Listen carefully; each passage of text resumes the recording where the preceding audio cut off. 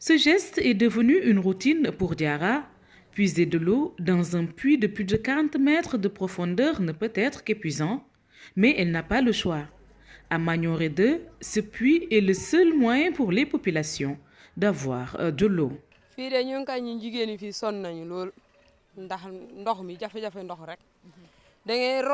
Nous sommes très fatigués à cause des difficultés liées à l'eau.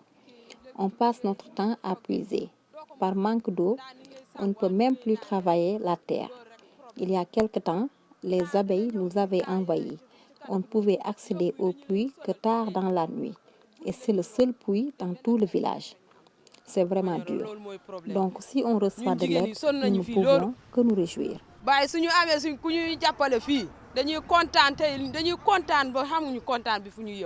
Un calvaire qui sera bientôt qu'un mauvais souvenir, le programme d'urgence de développement communautaire PUDC dans sa phase 2 va mettre en place ici un système hydraulique multivillage. Ce n'est pas le village de Magnoré 2 seulement.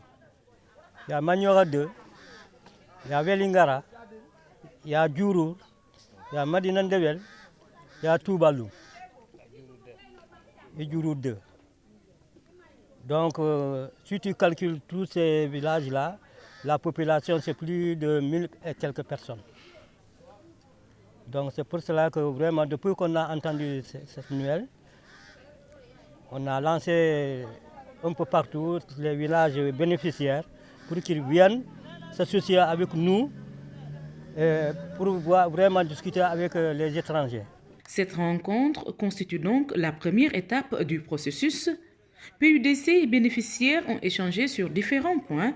Une démarche inclusive et participative est adoptée. Nous avons besoin de discuter, d'échanger les informations, de se mettre à niveau par rapport à ce qui est prévu pour pouvoir collaborer.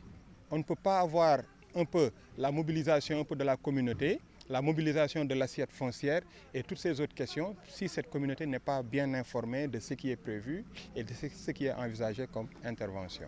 Occasion pour les autorités locales de saluer le travail effectué depuis 2012 pour résoudre les problèmes liés à l'eau dans le département. Sénégal, commencé à être indépendant, ça fait 60 ans bientôt.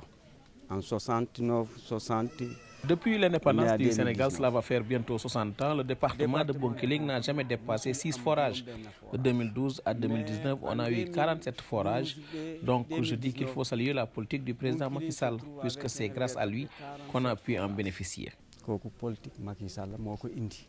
Plus de 90% du budget de la phase 2 du PUDC sera concentré en Casamance. Les infrastructures routières, l'hydraulique, les rectifications, l'agriculture, la santé et l'éducation sont autant de domaines qui seront touchés.